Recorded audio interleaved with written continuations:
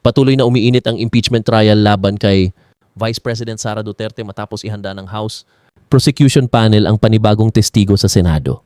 Ngayong Lunes, inaasahang haharap si NBI Barmem Regional Director Attorney Jeremy Lotoc upang ilahad ang resulta ng investigasyon ng NBI kaugnay sa umano'y banta laban kina Pangulong Ferdinand Marcos Jr., First Lady Liza Araneta Marcos, at Dating Speaker Martin Romualdez.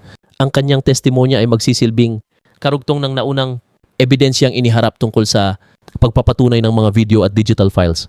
Ayon sa House Prosecution, mahalagang bahagi ang kanyang salaysay sa pagpapatibay ng kanilang mga ebidensya habang nananatiling hindi muna isinasa publiko ang ilang detalye dahil sa umiiral na sub judice rule. Tulong-tulong tayo maging reporter sa sariling bayan. CSTK channel, subscribe, follow, like, and share.